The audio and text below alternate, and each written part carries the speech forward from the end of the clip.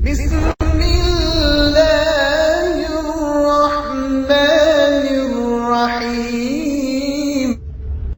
ہاجرہ نے اس روز بازار میں سودا سلف خریدتے کچھ زیادہ ہی وقت لگا دیا۔ وہ لوگوں کو دیکھ دیکھ کر حیران ہو رہی تھی، لیکن گھر آئی تو وہاں مردنی چھائی ہوئی تھی۔ وہ گھر والوں سے کچھ پوچھنا چاہتی تھی، لیکن اسے یہی پتہ نہیں چل رہا تھا کہ وہ کیا پوچھنا چاہتی ہے۔ وہ تو سیدھی سادھی لڑکی تھی۔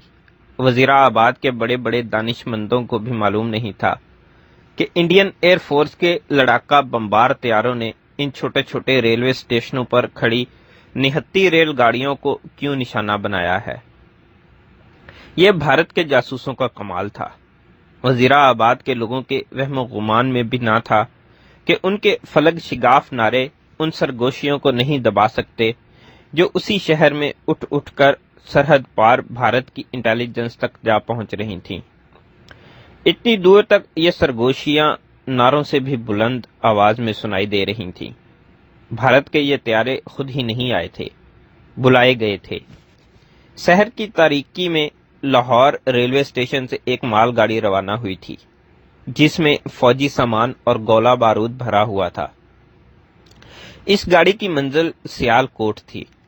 اسے وزیر آباد کے راستے سیال کوٹ تک پہنچنا تھا۔ بھارت کے جاسوسوں نے سرحد پار اس گاڑی کی روانگی اور اس کی جنگی اہمیت کی اطلاع دے دی تھی۔ اس گاڑی کو راستے میں تباہ کرنے کے لیے انڈین ایئر فورس کے طیارے ایسے وقت بھیجے گئے تھے جو صبح طلوع ہونے کا وقت تھا۔ بھارت کے سورماؤں نے بالکل صحیح اطلاع بھیجی تھی،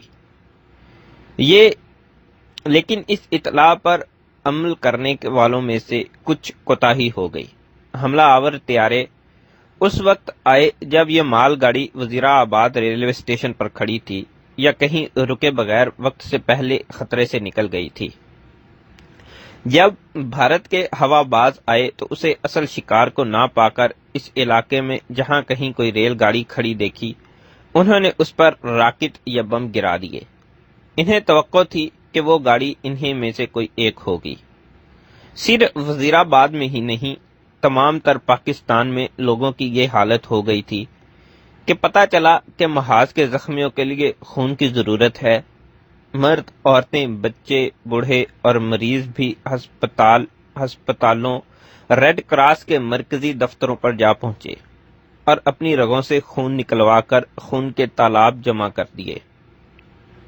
وزیر آباد کی تو یہ کیفیت تھی کہ جن کے پاس سکوٹر، موٹر سائیکل یا گاڑی تھی، وہ اپنے ساتھ جتنے بھی آدمی بٹھا سکتے تھے بٹھا کر خون دینے کے لیے لاہور چلے گئے۔ وہ لڑکیاں جو برقعوں میں مستور اور چادروں میں بند رہتی تھیں، اور وہ لڑکیاں جو بال کٹوائے تنگ لباس میں نیم اریاں نظر آتی تھیں، ایک مرکز پر جمع ہو گئیں۔ ہمیں کوئی کام بتاؤ، ان سب کا ایک ہی مطالبہ تھا، ہمیں ان ہسپتالوں میں بھیج دو جہاں محاذ کے زخمیوں کو لایا جاتا ہے۔ نوجوان جو راہوں میں کھڑے ان لڑکیوں سے چھیڑ خانی کو جینے کا مقصد سمجھتے تھے اور جن کا کردار لذت پرستی سے مرکب تھا، وہ انہی لڑکیوں کے دوش بدوش شہری محاذ پر یکجا ہو گئے۔ جنس مٹ گئی، مرد مٹ گیا، عورت مٹ گئی، اور ایک فرد نے جنم لیا جس کا نام پاکستانی تھا۔ تمام تر جذبات اور احساسات انڈین ایئر فورس کے پہلے حملے سے ایمان کی بھٹی میں پگھل کر ایک نئے سانچے میں ڈھل گئے جسے جذبہ حریت کہتے ہیں۔ پاکستان میدان حر کا وطن بن گیا۔ کسی نے کہہ دیا کہ وطن کے دفاع کے لیے پیسہ چاہیے، تو لوگوں نے عیاشیاں اور روزمرہ کی ضروریات بھی ملتوی کر دیں اور اپنی توفیق سے بڑھ کر بینکوں میں روپے پیسے کے انبار لگا دیے۔ کچھ ایسے بھی تھے جنہوں نے اپنی بچیوں کے جہیز کے زیورات دفاعی فنڈ کے حوالے کر دیے۔ جس کے پاس پیسہ نہ تھا اس نے آٹے کا کنستر ہی دے دیا۔ جگہ جگہ قطاریں نظر آنے لگیں، خون دینے کے لیے قطاریں، پیسے جمع کرانے کے لیے قطاریں، فوجیوں کے لیے تحفے تحائف دینے کے لیے قطاریں۔ شاہراہ پاکستان کے دونوں طرف فوجیوں کو نعرے لگا لگا کر رخصت کرنے کے لیے کتاریں۔ قوم کتار اندر کتار منظم ہو گئی۔ قوم نے اپنے آپ کو پہچان لیا۔ شام سے کچھ پہلے ہاجرہ کو بازار جانا پڑا۔ یہ تو وہ 3-4 دنوں سے دیکھ رہی تھی کہ اسے چھیڑنے والے اس سے بیگانہ ہو گئے تھے۔ اس نے ایک اور انقلاب دیکھا۔ کہیں سے کسی فلمی گیت کی آواز نہیں آ رہی تھی۔ پنواڑی کی دکان کے سامنے سے گزری تو اس کے ریڈیو سے ہاجرہ کو جو جوشیلا ترانہ سنائی دیا، اے مرد مجاہد جاگ ذرا، اب وقت شہادت ہے آیا، اللہ اکبر اللہ اکبر۔ وہ جدھر بھی گئی اسے جنگی ترانے سنائی دیے۔ وہ ایک گلی سے گزر رہی تھی تو عام سی قسم کی 3-4 عورتیں کھڑی باتیں کر رہی تھیں۔ ہاجرہ ان کے قریب سے گزری تو ایک عورت کہہ رہی تھی، ہم بے غیرت تو نہیں، ہندو کافروں کی بوٹی بوٹی کر دیں گی۔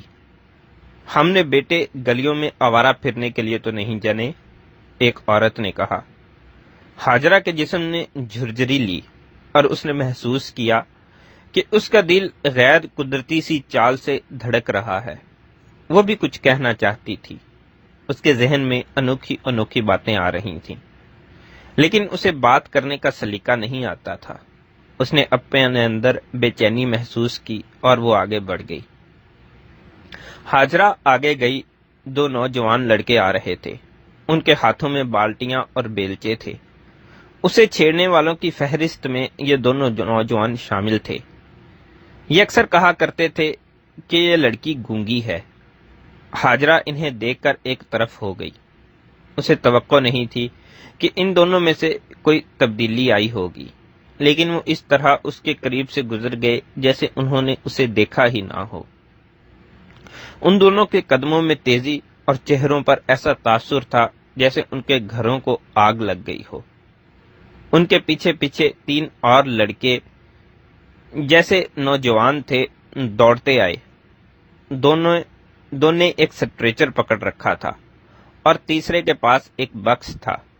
ہاجرہ انہیں بھی اچھی طرح پہچانتی تھی اور دل ہی دل میں انہیں گالیاں دیا کرتی تھی، مگر آج یہ لڑکے اسے اتنے پیارے لگے کہ وہ انہیں روک کر 2-4 باتیں کرنا چاہتی تھی۔ ایک اور لڑکا دوڑا آیا۔ ایک آدمی نے اس سے پوچھا کہ وہ کہاں جا رہا ہے۔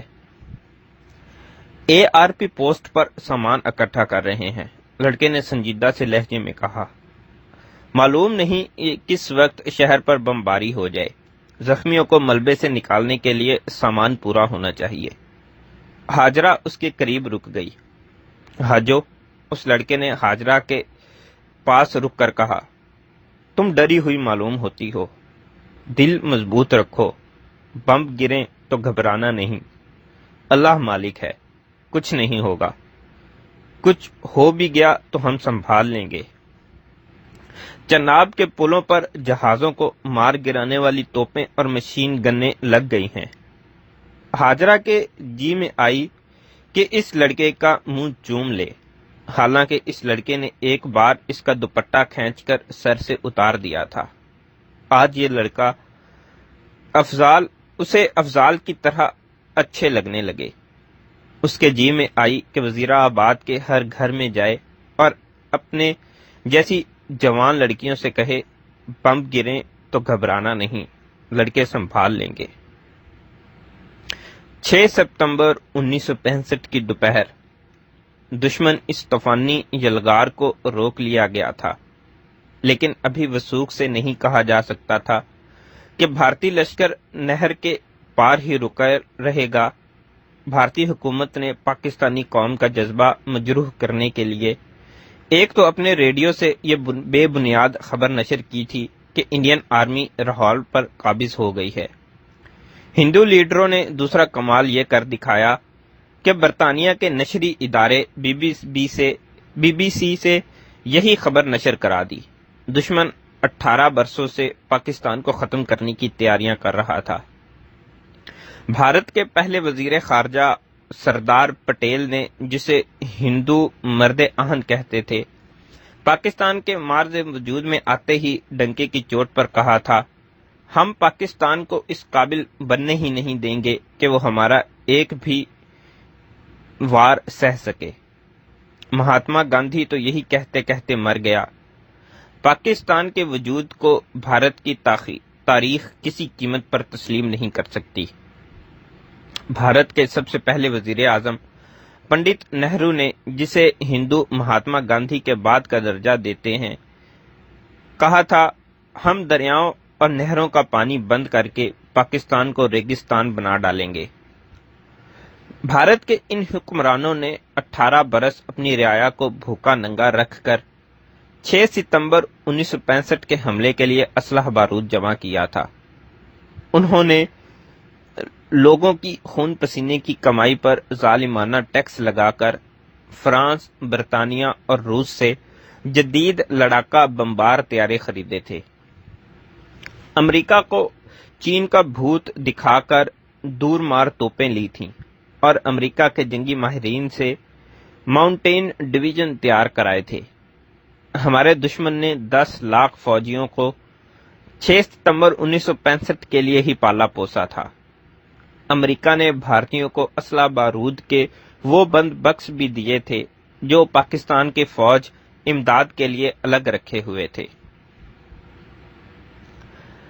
پاکستان اور اسلام کے اس دشمن کو اپنی بے پناہ جنگی طاقت پر اس قدر ناز کامل تھا کہ انڈین آرمی کے commander in chief general Chaudhry نے اعلان کر دیا تھا کہ وہ 9 بجے صبح تک لاہور پر قبضہ کر لے گا اور 12 بجے لاہور میں جشن فتح منائے گا۔ اس نے اپنے کمانڈروں سے کہا تھا کہ وہ انہیں لاہور جم خانہ میں وسکی پلائے گا۔ ادھر لاہور کے دفاع میں لڑنے والے ڈویژن کے کمانڈر نے آرڈر آف دی ڈے دیا، پاکستانیوں آخری سپاہی تک، آخری گولی تک لڑو، سنگینوں سے، خالی ہاتھوں سے، ناخنوں سے لڑو، اپنے وطن کا 1 انچ بھی دشمن کے قبضے میں نہ جانے دو۔ کفر کی اس یلغار کے سامنے BRB نہر بڑی تمکنت سے بہہ رہی تھی۔ یہ پہلی بڑی نہر ہے جو پاکستانیوں نے کسی ملک کی مدد کے بغیر اور بغیر کسی مشینری کے اپنے ہاتھوں کھودی تھی۔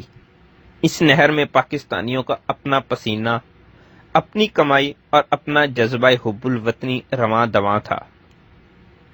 اسکولوں کالجوں کے لڑکوں نے، دفتروں کے چھوٹے بڑے افسروں، کلرکوں اور چپڑاسیوں نے، دکانداروں اور کسانوں نے، اسکولوں کالجوں کے اساتذہ اور تانگہ بانوں نے مل کر یہ نہر کھودی تھی اور اس پر بڑے ہی پکے پل بنائے تھے۔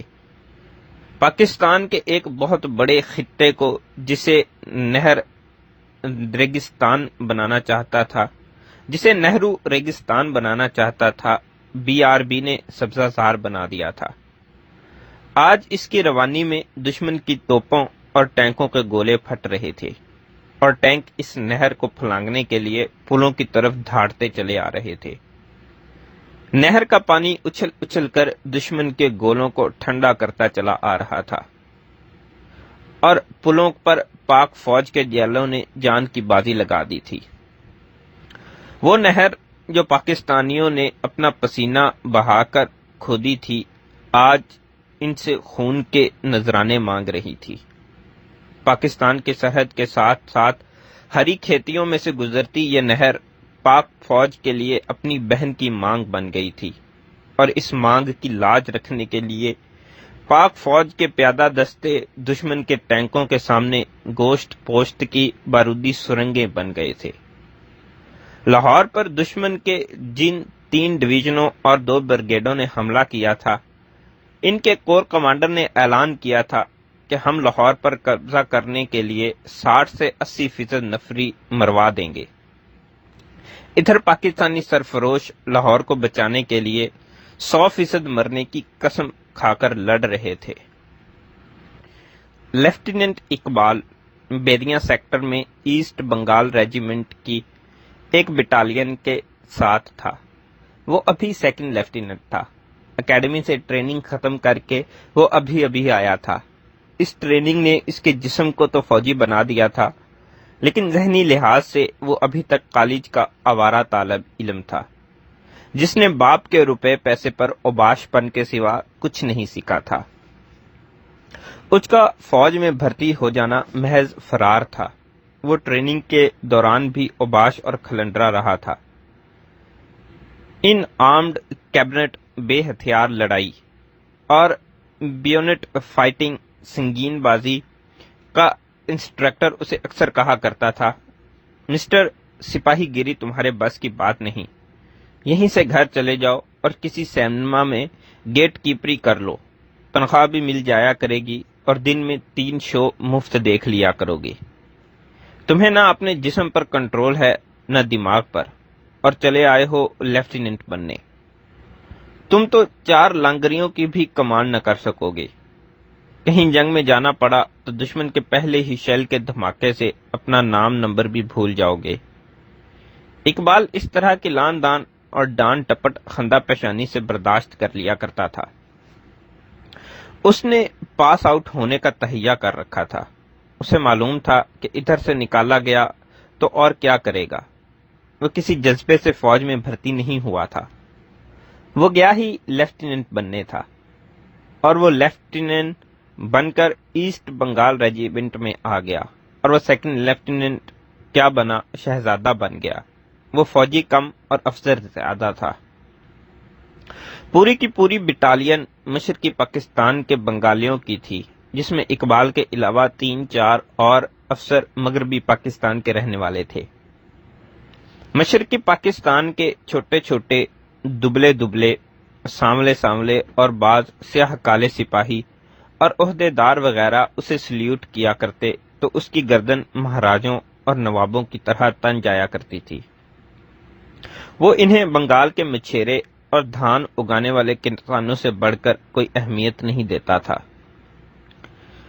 یہ عجیب مذاق ہے، اقبال نے اس بٹالین میں آتے ہی مغربی پاکستان کے ایک لیفٹیننٹ سے کہا تھا۔ ندیوں اور چھپڑوں کے پانی میں پلنے والی مخلوق کو ہماری حکومت نے خاکی وردی میں لپیٹ کر مغربی پاکستان کی خشکی پر لا پھینکا ہے۔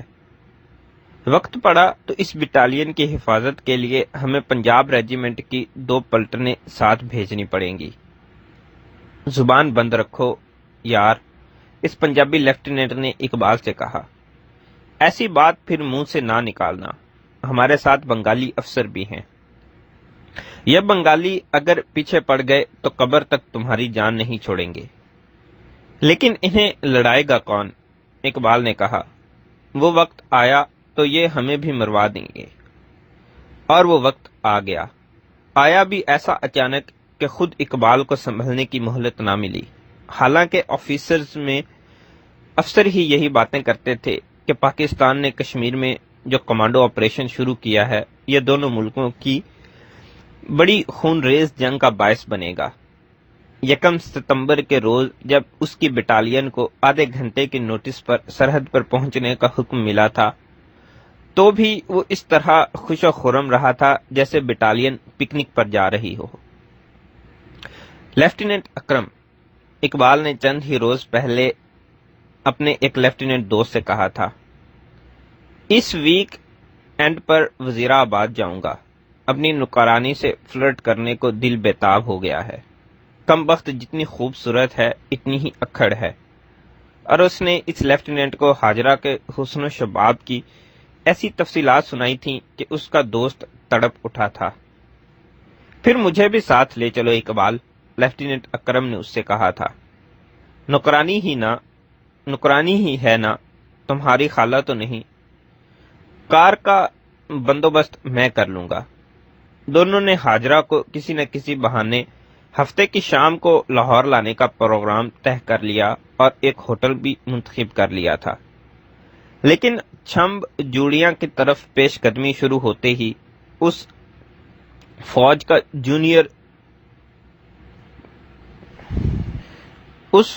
جو بیرکوں میں تھی، بیرکوں سے تھوڑی ہی دیر کے لیے بھی غیر حاضر ہونا بند کر دیا گیا تھا۔ بلیک آؤٹ کی تاریکی بہت گہری تھی۔ شام کے کھانے کے بعد اقبال کے باپ نے ہاجرہ کو اپنے کمرے میں بلایا۔ دروازوں، کھڑکیوں اور روشن دانوں کے شیشوں پر سیاہ کاغذ چڑھا ہوا تھا۔ پھر بھی اقبال کے باپ نے بلب نہ جلایا۔ اس نے ایک موم بتی جلا کر کمرے میں رکھی ہوئی تھی۔ بیٹھو حاجرہ، اقبال کے باپ نے حاجرہ کو چارپائی بٹھا کر مشفقانہ لہجے میں کہا۔ ہم نے تمہیں کبھی نوکرانی نہیں سمجھا، تم ہماری عزت ہو اور اس گھر کی عزت تمہاری عزت ہے۔ وہ بولتے بولتے چپ ہو گیا اور اس نے سر جھکا لیا۔ حاجرہ اس کے منہ کی طرف دیکھتی رہی۔ اقبال کے باپ نے سر اٹھا کر حاجرہ کو سر سے پاؤں تک دیکھا۔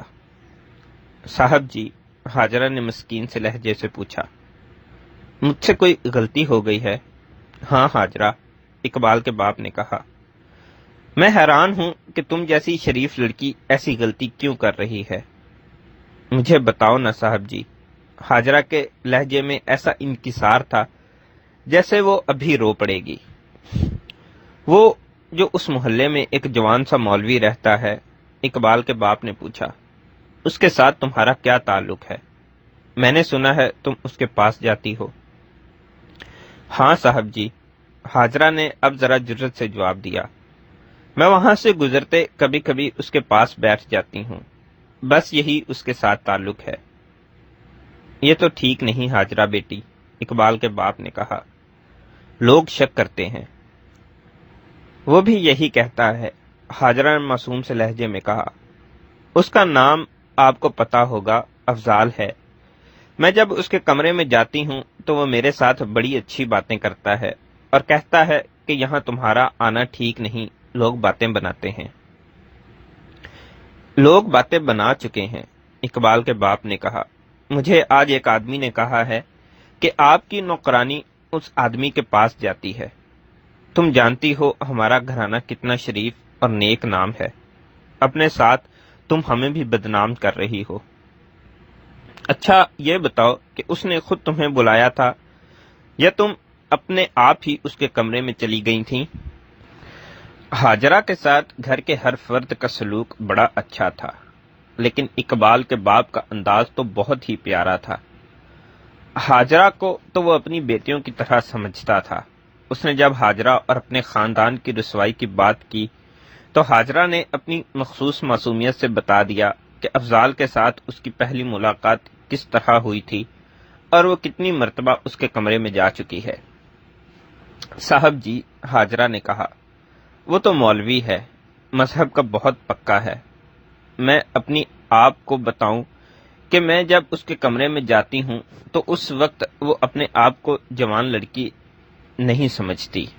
آپ کہتے ہیں کہ یہ بری بات ہے تو میں اس کے پاس نہیں جایا کروں گی، اس راستے سے گزرنا ہی چھوڑ دوں گی، لیکن ایک بات ضرور کہوں گی کہ جو باتیں لوگ کرتے ہیں وہ میں نے کبھی سوچی ہی نہیں۔ حاجرہ کے ذہن میں آئی کہ وہ اقبال کے باپ سے یہ بھی کہہ دے کہ اپنے بیٹے اقبال سے پوچھیں کہ میرا ایمان اور چال چلن کیسا ہے، لیکن وہ اس ڈر سے یہ بات نہ کہہ سکی کہ اقبال کا باپ نہیں مانے گا، الٹا اسی کی بے عزتی کر دے گا۔ اقبال کا باپ حاجرہ کو پیار سے سمجھانا چاہتا تھا کہ جسے وہ غلطی نہیں سمجھتی وہ بہت بڑی غلطی ہے، لیکن اس کی بات ابھی منہ میں ہی تھی کہ اقبال کی ماں اور اس کی دونوں بہنیں کمرے میں آئیں، اس طرح آئیں جس طرح بھارت نے پاکستان پر حملہ کیا تھا۔ اسے آپ کے لاڈ نے خراب کیا ہے، اقبال کی ماں نے اقبال کے باپ سے غصیلی آواز میں کہا، اسے نے اپنے پاس کیوں بٹھا رکھا ہے؟ ذرا آرام سے بات کرو، اقبال کے باپ نے کہا، میں اس سے وہی بات پوچھ رہا ہوں۔ پوچھنے سے کیا ہوتا ہے؟ اقبال کی ماں نے کہا، یہ اپنے کرتوت مانے گی تھوڑا ہی، اس کے سر پر آپ 2 جوتے کیوں نہیں مارتے؟ یہ تو یہی کہے گی کہ میں نے کچھ بھی نہیں کیا۔ بھولی بھالی صورت دیکھو، اقبال کی بڑی بہن شمع نے کہا، اور کرتوت دیکھو، رسوا اور بدنام کرنے کو ہمارا ہی گھر ملا تھا۔ بےہودہ باتیں مت کرو شمع، اقبال کے باپ نے کہا، اس شخص کو میں جانتا ہوں، وہ مذہب پرست انسان ہے اور محلے کے بچوں کو قرآن مجید پڑھاتا ہے۔ ہم نے ایسے کئی مولوی دیکھے ہیں، اقبال کی ماں نے کہا، وہ اسے پیسے دیتا ہوگا، وہ جوان بھی ہے اور اکیلا بھی رہتا ہے۔ سن رہی حاجو، شمع نے کہا، اب پتا چلا کہ تو اس راستے سے گزری بھی ہے تو چٹیا سے پکڑ کر گھر سے باہر نکال پھینکوں گی۔ ابا جان اب اس کے ساتھ لاد پیار چھوڑ دیں، مجھے تو ڈر ہے یہ کوئی اور گل نہ کھلا بیٹھے۔ اللہ کی قسم بی بی جی، ہاجرہ نے روتے ہوئے کہا، مجھے آپ کے گھر کی عزت کا خیال ہے یا نہیں؟ مجھے اپنی عزت کا پورا پورا خیال ہے۔ پھر اس مستنڈے کے پاس کیا لینے جاتی ہو تو نے یہ بھی نہ سوچا کہ ہم نے تجھے اپنی بیٹی بنا کے رکھا ہوا ہے؟ اقبال کی ماں نے ہاجرہ کے سر پر ہاتھ رکھ کر اور سر کو زور زور سے ہلا کر کہا، اور تو ہے کہ ہماری عزت خاک میں ملا رہی ہے؟ اقبال کی ماں اپنے خاوند سے مخاطب ہو کر بولی، اس جیسی لڑکیوں کا کیا ہے؟ جس نے 4 پیسے ہاتھ میں دے دیے اسی کا دل خوش کرنے بیٹھ گئیں۔ گھر گھر نوکری کرنے والیوں کی عزت ہوتی ہی کہاں ہے؟ ہاجرہ نے دونوں ہاتھ اپنے کانوں پر بڑی زور سے مارے اور سر کو ہاتھوں میں تھام کر سر جھکا لیا۔ وہ اتنی روئی کہ اس کی ہچکی بند گئی۔ ایک بار پھر اس کے ذہن میں اقبال آیا، لیکن اس نے ہونٹ بھینچ لیے۔ اقبال کے باپ کو تو بولنے کی مہلت ہی نہیں مل رہی تھی۔ وہ بولنے لگتا تو اس کی بیوی یا اس کی دونوں بیٹیاں اکٹھی بول پڑتی تھیں۔ ہاجرہ بیٹی، اقبال کے باپ نے بڑی مشکل سے بات کرنے کا موقع نکالا اور بولا، قسم کھاؤ کہ تم آئندہ اس شخص کے ہاں نہیں جاؤ گی۔ نہیں جاؤں گی صاحب جی، ہاجرہ نے سسکتے ہوئے کہا، لیکن قسم نہیں کھاؤں گی۔ میں خدا سے کہوں گی کہ تو اگر میرا خدا ہے تو انصاف کر۔ اگلی شام ہی اقبال کی بڑی بہن شمع شام کے کھانے کے بعد کسی سہیلی کا نام لے کر ماں سے کہنے لگی کہ اس نے آج بلایا تھا، کہتی تھی کہ دوسری لڑکیاں بھی آئیں گی اور تم بھی آ جانا۔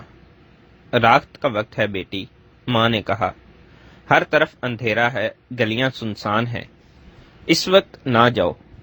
میں جلدی آ جاؤں گی امی، شمع نے بچوں کی سی ضد کرتے ہوئے کہا، وہ میرا انتظار کر رہی ہوں گی۔ شمع کی ماں کے ساتھ ہنسی مذاق کی باتیں کرتی باہر نکل گئی۔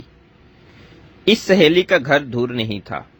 ماں کو ڈر تھا کہ لڑکی کنواری ہے اور ابھی اس کا بچپنا گیا نہیں، کہیں ایسا نہ ہو کہ لڑکیوں کے ساتھ باہر نکل جائے۔ شمع کو گئے 1 گھنٹہ گزر گیا۔ اس کی ماں نے ہاجرہ سے کہا کہ وہ اسے سہیلی کے گھر سے بلا لائے۔ ہاجرہ شمع کی اس سہیلی کو جانتی تھی۔ وہ چلی گئی اور یہ جواب لائی کہ شمع کی سہیلی گھر میں ہے لیکن شمع وہاں نہیں تھی۔ وہ کہتے ہیں کہ شمع ادھر آئی ہی نہیں۔ ماں سر پکڑ کر بیٹھ گئی۔ اپنے باپ کو ابھی پتہ نہ چلنے دینا کہ شمع باہر گئی ہے۔ اقبال کی ماں نے اپنی چھوٹی لڑکی اور ہاجرہ سے کہا، میں خود جا کر دیکھتی ہوں، وہ شیخوں کی بیٹی کے ہاں چلی گئی ہوں گی۔ ماں باہر چلی گئی اور آدھے پونے گھنٹے بعد اسی حالت میں واپس آئی کہ اس کے منہ سے بات نہیں نکلتی تھی اور اس کا سر چکرا رہا تھا۔ شمع کو گئے 2 گھنٹے گزر گئے تھے۔ شمع کی شادی ہونے والی تھی۔ ماں کے دل میں اس قسم کے وسوسے آئے کہ وہ کسی کے ساتھ چلی ہی نہ گئی ہو۔ 1 گھنٹہ اور گزر گیا۔ تاریک فضا میں 2-3 طیاروں کا گونجدار زناٹا سنائی دیا۔ یہ پاک فضائیہ کے بمبار طیارے تھے جو رات کے وقت دشمن کے کسی ٹھکانے پر بمباری کے لیے بہت کم بلندی پر اڑتے جا رہے تھے۔ ان کی آواز بڑی ہی خوفناک تھی۔ اقبال کی ماں اپنے خاوند کے پاس دوڑی گئی اور اسے بتایا کہ شمع باہر نکل گئی تھی۔ 3 گھنٹے ہو گئے ہیں، ابھی تک واپس نہیں آئی، نہ ہی وہ کسی سہیلی کے گھر گئی ہے۔ باپ اچھل کر اٹھا، اسے ڈھونڈنے کہاں جاؤں؟ اقبال کے باپ نے کہا، تھوڑی دیر اور دیکھ لو، اگر نہ آئی تو میں تھانے جا کر پولیس کو اطلاع کروں گا۔ تم نے اسے اس وقت جانے ہی کیوں دیا تھا؟ بس ضد کر کے نکل گئی، اقبال کی ماں نے جواب دیا۔ پھر سب پر سناٹا طاری ہو گیا۔ اس سناٹے میں دستک سنائی دی۔ ماں اس خیال سے دروازہ کھولنے کے لیے دوڑی گئی کہ شمع آئی ہے، لیکن وہ ایک پولیس کانسٹیبل تھا۔ اس نے اقبال کی ماں سے کہا کہ کسی مرد کو باہر بھیجو۔ اقبال کا باپ گیا۔ کانسٹیبل نے اس سے اس کا نام پوچھا۔ کیا شمع آپ کی بیٹی ہے؟ کانسٹیبل نے پوچھا۔ ہاں ہاں، اقبال کے باپ نے پوچھا۔ شمع میری بیٹی ہے۔ کہاں ہے وہ؟ تھانے میں، کانسٹیبل نے جواب دیا۔ آپ میرے ساتھ چلیں اور اسے شناخت کریں۔ وہ تھانے میں کس طرح پہنچ گئی ہے؟ اقبال کے باپ نے پوچھا۔ وہ ٹھیک تو ہے؟ جی ہاں، کانسٹیبل نے جواب دیا، وہ بالکل ٹھیک ہے، بلکہ ہماری اور آپ کی نسبت زیادہ ٹھیک ہے۔ آپ تھانے چلیں۔ وہ تھانے کس طرح پہنچ گئی ہے؟ اقبال کی ماں نے پوچھا۔ پولیس کی گشت نے اسے ریلوے لائن سے پکڑا ہے، کانسٹیبل نے جواب دیا۔ اس کے ساتھ 2 آدمی تھے، وہ بھاگ گئے۔ اس لڑکی نے بھی بھاگنے کی کوشش کی لیکن پکڑی گئی۔ پولیس کو فوج کی طرف سے بڑا سخت حکم ملا ہے کہ ریلوے لائن اور ریلوے اسٹیشن پر ہر وقت نظر رکھو، کیونکہ اس علاقے میں سبوتاج کا بہت خطرہ ہے۔ ہمیں بڑا پکا شک ہے کہ آپ کی بیٹی کے ساتھ جو آدمی تھے وہ دشمن کے تخریب کار جاسوس تھے۔ اگر آپ کی بیٹی ان پڑھ ہوتی تو ہم اسے فوراً چھوڑ دیتے۔ وہ کالج میں پڑھی ہوئی لڑکی ہے، اسے ہم اتنی آسانی سے نہیں چھوڑ سکتے۔ آپ کو تھانے میں لڑکی کی صرف شناخت کے لیے بلایا گیا ہے۔ شمع کی ماں اور بہن نے رونا شروع کر دیا۔ شمع کا باپ کانسٹیبل کے ساتھ چل پڑا۔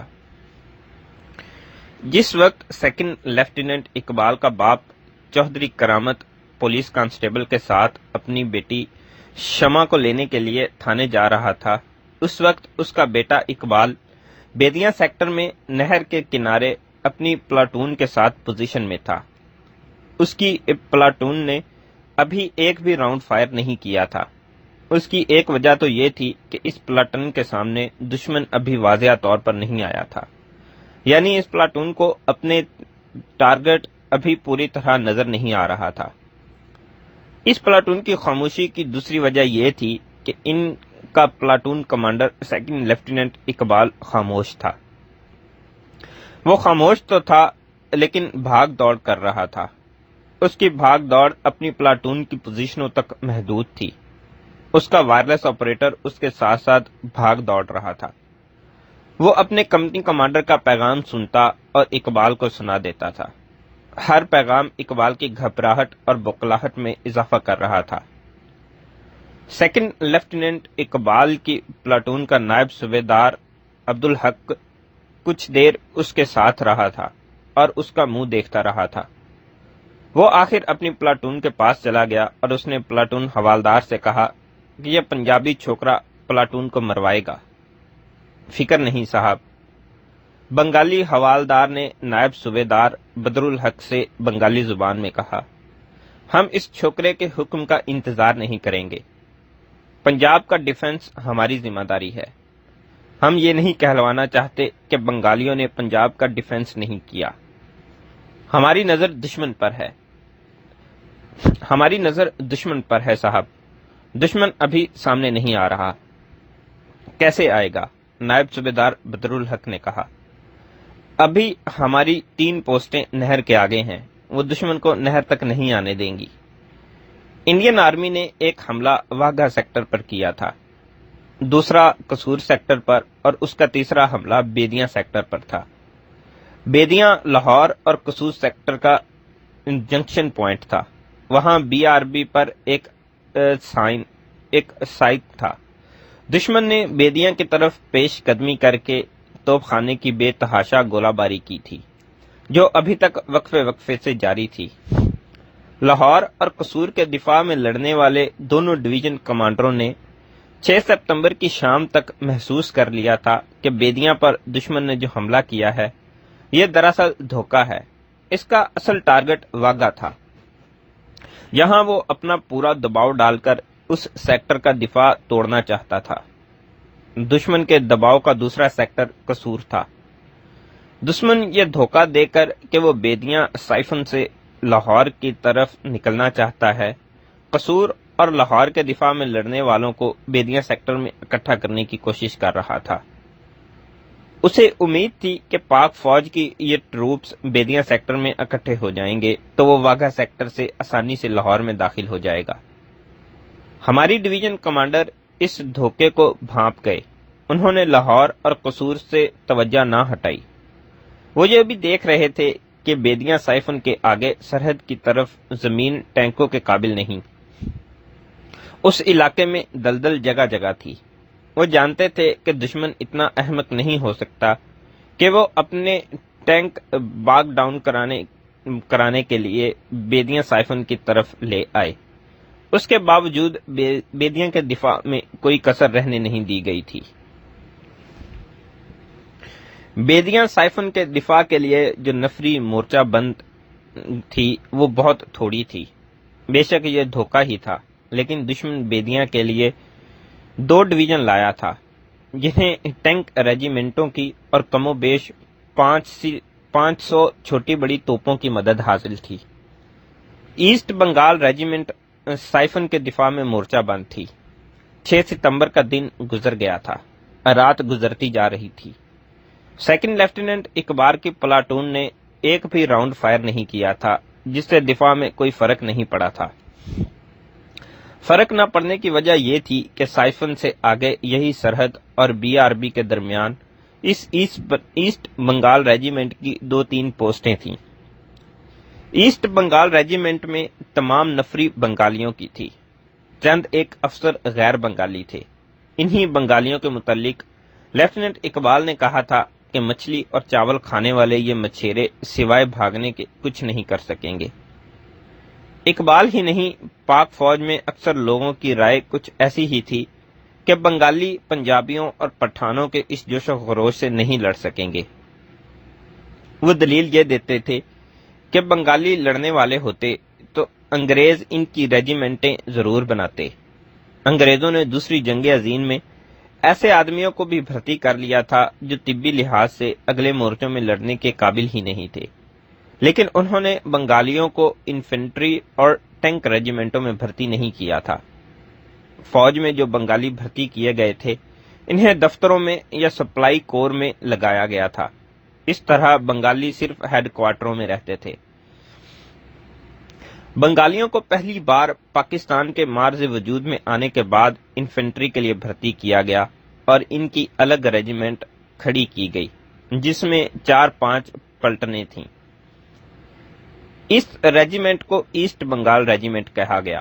خالصتاً بنگالیوں کی یہ پلٹنیں قائد اعظم کے ذاتی حکم سے کھڑی کی گئی تھی، اور ان پلٹونوں کی ریجیمنٹ کو ریجیمنٹل کلر پرچم قائد اعظم نے اپنے ہاتھوں دیا تھا۔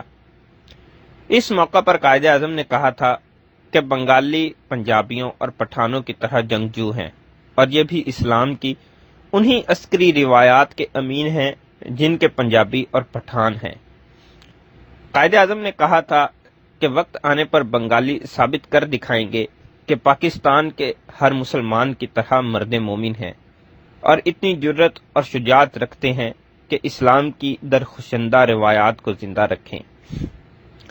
آگے چل کر ایسٹ بنگال ریجیمنٹ کو بنگال ٹائیگرز کہا گیا تھا۔ اب وہ وقت آ گیا تھا کہ پاک فوج کی نظریں بنگال ٹائیگرز پر لگی ہوئی تھیں کہ وہ قائد اعظم کی توقعات پر کہاں تک پورے اترتے ہیں۔